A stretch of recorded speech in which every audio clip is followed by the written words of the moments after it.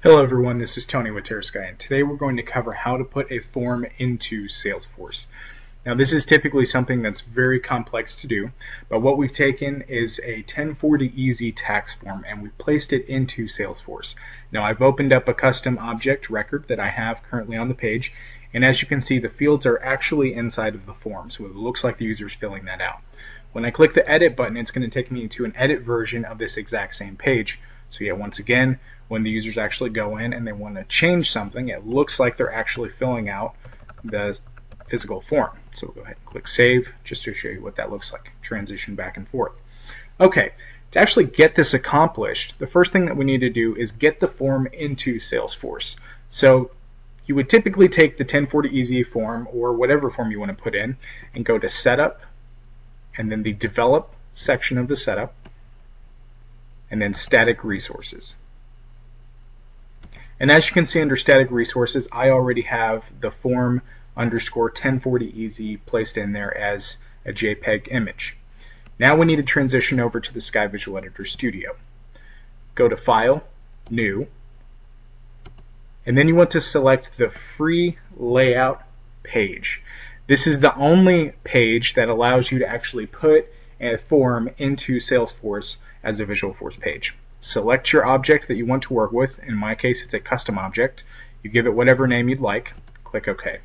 Now it's going to pull in all the different static resources and the different fields that are available to this particular object.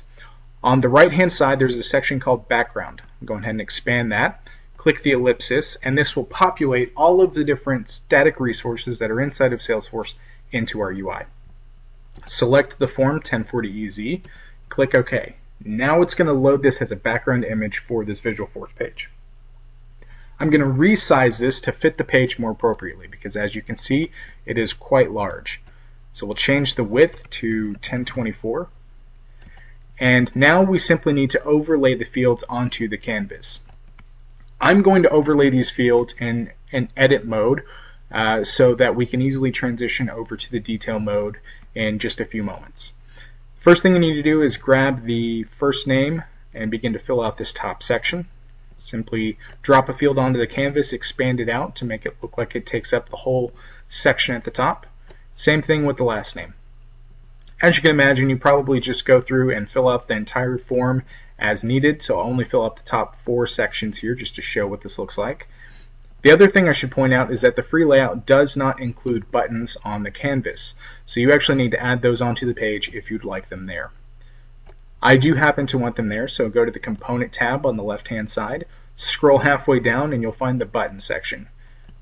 Drag the Save button and the Cancel button onto the canvas. Now you typically deploy this into Salesforce by clicking the Deploy button, and it will actually give you the edit mode for this particular page.